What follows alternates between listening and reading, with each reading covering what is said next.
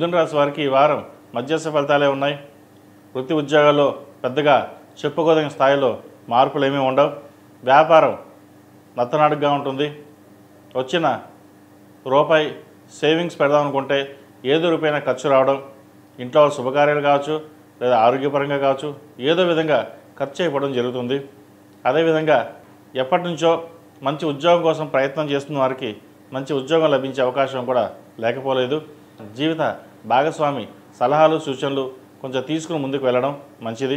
వ్యాపారం ఈ వారం అంతంత మాత్రంగా ఉంటుంది. అయితే లాభాల మటుకు బాగుంటాయి. ట్రావెల్ ఏజెన్సీ కావచ్చు, రియల్ ఎస్టేట్ రంగం కావచ్చు, సినిమా ఫీల్డ్ సంబంధించిన కావచ్చు, బ్యూటిషియన్స్, టెక్నీషియన్స్, హోటల్ మేనేజ్మెంట్, చిరుస్థాయి వ్యాపారస్తులకు ఈ వారం మధ్యస్థ ఫలితాలు గోచరిస్తోంది. వచ్చిన ధనాన్ని సాధ్యమైనంత వరకు సేవింగ్స్ పెట్టడం చెప్పదగినది. భూమి కానీ నగలు కానీ కొనుగోలు చేసే అవకాశం ఉంది. అయితే ఒక స్థలాన్ని అమ్మి ఇంకో చోట ఇల్లు కొనుగోలు చేస్తారు. కొనుగోలు చేయాలనే ఆలోచనలో కూడా ఉంటారు. అది మంచితరమే కాబట్టి. కాకపోతే ప్రస్తుతం నడుస్తున్న గోచారరీత్యా కొంతకాలం ఒక 45 రోజులు ఆగిన తర్వాత ప్రారంభించడం చెప్పదగిన సూచన. ఈ రాశిలో నిర్మించిన విద్యార్థులు ఈ వారం సానుకూల పరిస్థితులు గోచరిస్తోంది. చక్కగా ఉంది. అయితే విద్య మీద శ్రద్ధ పెట్టి ముందుకు వెళ్ళాలి. ఒకటి, వైద్య వృత్తిలో ఉన్నవారు మెంటల్ టెన్షన్స్ లేకుండా ముందుకు వెళ్ళడం ఒకటి. రెండవది, విదేశీ వ్యవహారాలకు సంబంధించిన విషయ వ్యవహారాలు వీరికి సానుకూల పడినా ముందుకి వెనక్కి వెళ్ళడం, లేదా ఇక్కడే ఉంది చదువుకుందామా లేదా అక్కడికి వెళ్ళి చదువుకుందామా అన్న ఆలోచన చేస్తారు. వచ్చిన అవకాశాన్ని సద్వినియోగపరచుకోవడం మంచిది. అలాగే స్టూడెంట్స్ లోన్ మంజూరు అవుతుంది.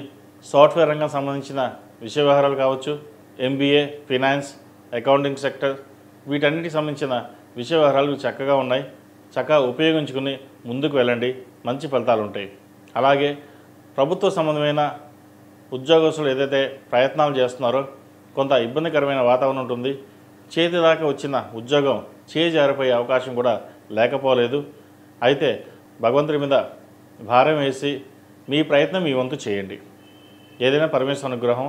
వచ్చిన అవకాశాలు ఒకవేళ వస్తే సంతోషకరం, రాకపోతే బాధపడకుండా మళ్ళీ ప్రయత్నం చేయండి. మంచి విజయం సాధిస్తారు. ఈ రాశిలో జన్మించిన స్త్రీలకు ఈ వారం ఆరోగ్యపరంగా కొన్ని జాగ్రత్తలు తీసుకోవాలి. మంచి శుభసూచకమైనప్పటికీ చిన్న చిన్న ఇబ్బందులు పెట్టే అవకాశం ఉంది. స్కిన్కి సంబంధించి, కడుపుకు సంబంధించిన ఇబ్బందులు అనేవి ఏర్పడతాయి.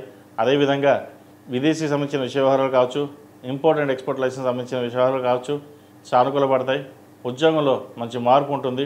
ఉద్యోగం మారాలన్న ఏదైతే మీ కల ఉందో నెరవేరుతుంది. మంచి ఉద్యోగం లభిస్తుంది. వివాహం కాని వాళ్ళకి మంచి సంబంధం కుదురుతుంది.